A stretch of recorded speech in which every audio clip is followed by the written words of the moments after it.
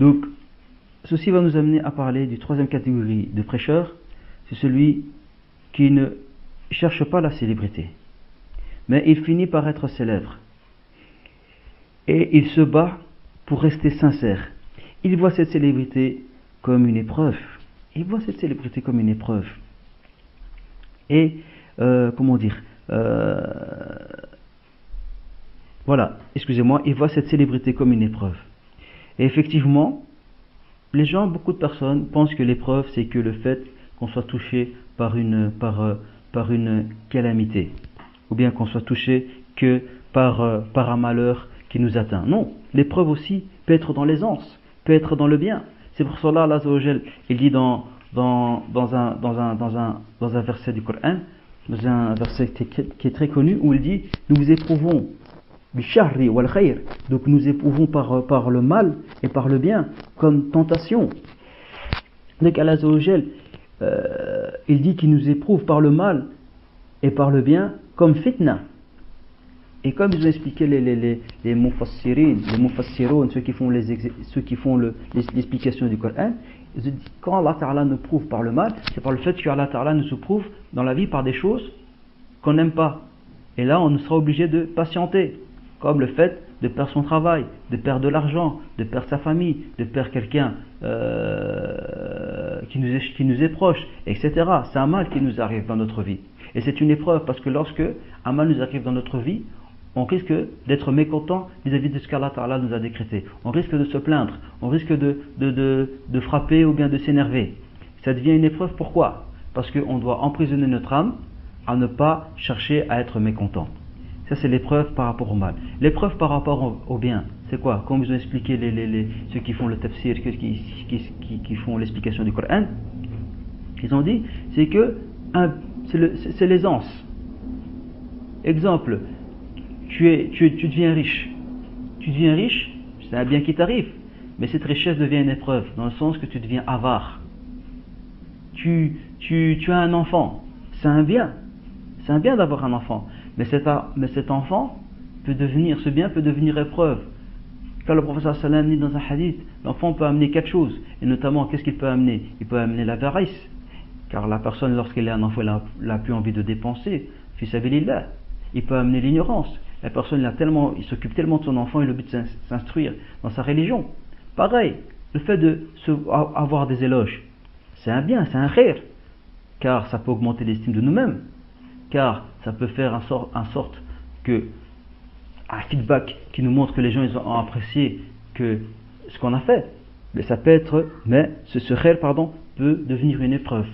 Pourquoi? Parce que le fait d'avoir des éloges, le fait d'être connu, peut faire en sorte que notre âme peut chercher la renommée, peut chercher à chaque fois qu'on parle, qu'on ait des compliments, à chaque fois qu'on parle, qu'on ait des éloges,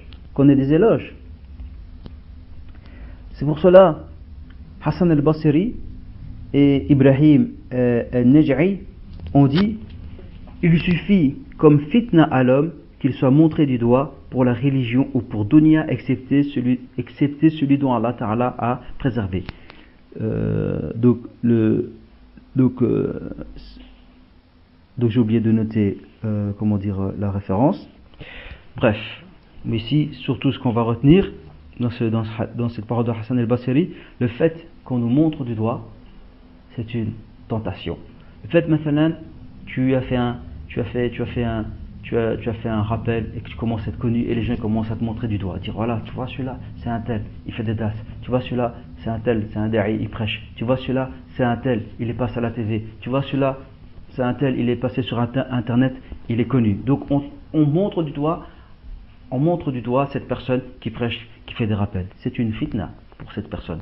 Pour Hassan al-Basri, c'est une fitna. Pourquoi? Parce que petit à petit, tu vas chercher la frime, petit à petit, tu vas chercher la célébrité, tu vas chercher l'éloge. Et les gens pieux voient cette célébrité comme une épreuve.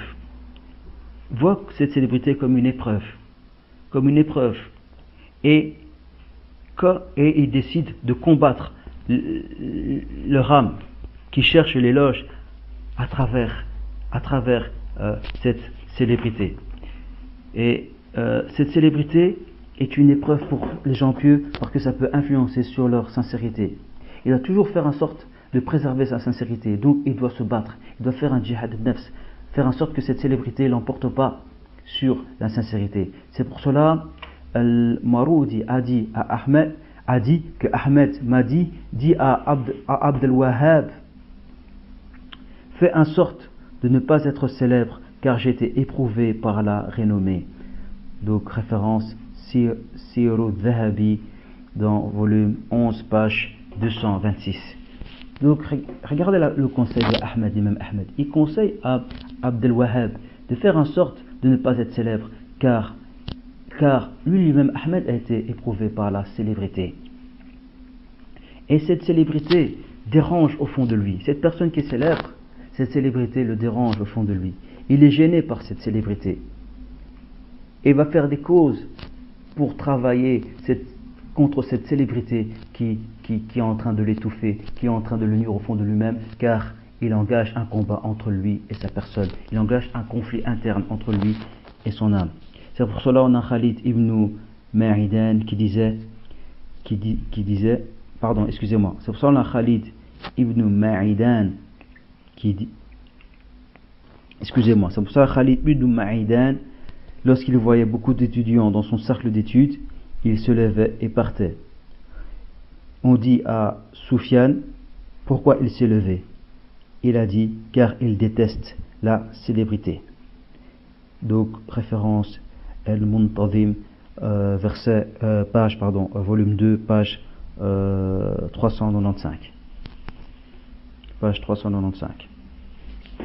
Donc on voit Khalid ibn Ma'idan, c'est quelqu'un qui avait un cercle d'études, qui donnait des cours. Lorsqu'il voyait qu'il y avait trop de monde dans son cercle d'études, qu'est-ce qu'il faisait? Il se levait, il partait, car il détestait la célébrité. On voit que l'homme pieux au fond de lui-même, le da'i sincère, il doit détester le fait qu'il soit célèbre, parce que cette célébrité peut nuire à sa sincérité. C'est pour ça que l'imam Ahmed disait, j'aurais aimé vivre ou bien être dans une contrée, dans une région de Mecca pour que je ne sois pas connu. Et j'ai été éprouvé par la célébrité au point que j'aurais souhaité mourir une matinée, mourir un matin ou un soir. Regardez, subhanallah, cette belle parole de l'imam Ahmed. L'imam Ahmed qui est un imam qui est très connu, dont il y a eu beaucoup de partisans qui ont suivi son école. Et beaucoup de partisans ont suivi son école parce qu'il était connu comme étant un ascète. Il était connu comme étant un ascète, comme quelqu'un qui priait beaucoup la nuit. Et regardez ce qu'il dit. Il a considéré cette célébrité comme une épreuve. Il souhaitait être dans un endroit où il n'était pas très connu. Contrairement à ce prêcheur qui a fini par aimer la célébrité. Lui, il est heureux qu'il soit célèbre, il est heureux que les gens l'écoutent. Il apprécie cela et il ne déteste pas cela. Et ce genre de personnes, on les a vus du jour au lendemain être déviés, s'égarer, être des partisans du mal. Et l'imam Ahmed, il détestait cela. Au point que quand l'imam Ahmed a commencé à devenir célèbre, il a eu peur que ce soit un stratagème d'Allah pour l'égarer. Effectivement, lorsque un prêcheur il est habité par, il n'est pas sincère vis-à-vis d'Allah, il prêche sans être sincère, il dit la vérité sans être sincère, il parle même parfois du djihad pour que les gens disent qu'il est courageux, pour que les gens disent ah t'as vu Cheikh, il n'a pas peur, hein. Il fait des khutbahs sur le djihad, t'as vu ce frère-là, il n'a pas peur, hein. Il parle du djihad, tout ça pour que les gens le complimentent. Allah Ta'ala peut faire en sorte qu'il lui donne la célébrité pour encore plus l'égarer, pour l'amener loin dans l'égarement. C'est pour cela lorsqu'on voit un frère qui est célèbre, qui est connu, qui a 60 000 personnes et qui prêche l'égarement, il ne faut pas le jalouser. Il faut dire Alhamdulillah. Car quand tu es dans l'égarement, et que tu finis par être célèbre, ça sera difficile que tu reviennes de ton égarement. Pourquoi? Parce que la personne il va se dire ah non, je suis dans la vérité. La preuve, c'est que les gens m'écoutent. Donc il va mesurer s'il est dans la vérité, dans l'égarement, par le nombre de suivis qu'il a, le nombre de suiveurs qu'il a. Et il faut dire alhamdulillah lorsqu'on est quelqu'un qui n'est pas très connu, parce que si on est connu, on ne sait pas comment on va gérer ça. On ne sait pas comment on va gérer ça. Petit à petit, on risque de prêcher l'égarement. Combien de gens on a vu des gens qui ont fini par devenir célèbres, qui ont commencé à apprécier la célébrité et qui sont devenus du jour au lendemain des prêcheurs du mal. Et au fond de nous-mêmes, il faut détester cela ou bien combattre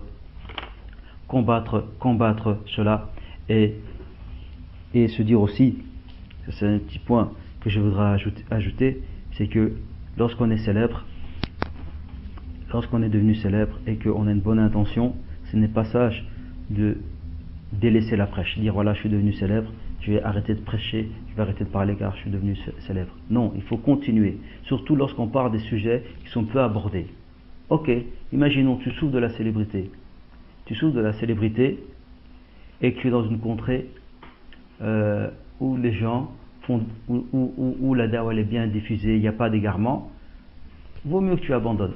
Tu abandonnes si tu as peur de tomber dans l'égarement. Mais si on est dans une situation, dans un contexte aujourd'hui comme on est aujourd'hui, où le shirk est méconnu des musulmans, où le tawhid est méconnu des musulmans, on est dans une période d'égarement total, il faut prêcher, même si tu deviens célèbre. Alors là, dans ce moment-là, il faudra combattre ta personne, faire des bonnes actions, soit d'être une personne qui cache les bonnes actions, d'être une sorte de personne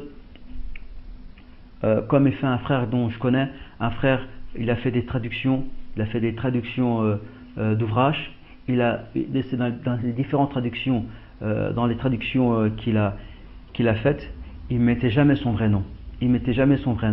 Ça c'est une preuve de sincérité, c'est que la personne, il ne veut pas être connu. La personne, qu'est-ce que la personne veut ici? Il veut que ce soit ce qu'il dit soit connu, pas lui, pas sa propre personne à lui. Donc c'est bien, travailler cette sincérité au fond de nous-mêmes, si un jour, Allah A'lam, on finit par être célèbre. Comment travailler cette sincérité? Jeûner le lundi et jeudi, et faire en sorte que les gens ne soient pas au courant le lundi et jeudi. Prie la prière de la nuit, fais en sorte que les gens ne soient pas au courant que tu pries la prière de la nuit. Fais des sadaqas, fais en sorte que les gens ne soient pas, soient au courant que tu fais des sadaqas. Examen de conscience, toujours te dire au fond de toi-même, c'est pour Allah que je prêche, c'est pour propager la vérité. Et Cheikh Al-Uthaymin, on va terminer par la fatwa de Cheikh Al-Uthaymin qui dit, lorsque l'individu est entre le fait d'exposer sa personne en public ou d'être discret, inconnu, qu'il choisisse le fait de ne pas être connu. Mais lorsqu'il est nécessaire de montrer sa personne, il est nécessaire qu'il le fasse, il est obligatoire ou il faut qu'il le fasse, ceci par la méthode de propager sa science au sein des gens, accomplir des cours scientifiques et en faisant des cercles d'études dans chaque lieu, et également par la voie du discours du jour de vendredi et du discours de Salat al-Eid. Ceci fait partie de ce que Allah aime. Donc par le discours du jour de l'Eid, tout ceci fait partie de ce que Allah aime. Donc explication Riyad al-Salihin, page 629. Donc pour conclure ici, c'est que le prêcheur doit rester sincère. S'il est atteint par la célébrité, il a fini par être célèbre, il ne doit pas, il doit pas s'y plaire. Il doit combattre si cette célébrité a de l'influence sur sa sincérité, et il ne doit pas abandonner sa da'wa lorsqu'il y a une sagesse et lorsqu'il y a un profit, à ce qu'il continue sa da'wa.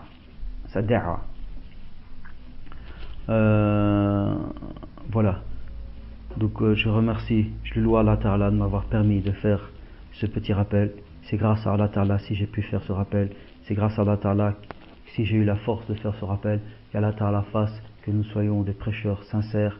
Qu'Allah Ta'ala fasse que nous soyons des gens qui veulent faire triompher sa religion par sincérité et non pour l'amour des gens, non pour être des stars. Alhamdulillah wa salatu wa salam ala rasulillah. Assalamu alaikum wa rahmatullahi wa barakatuh.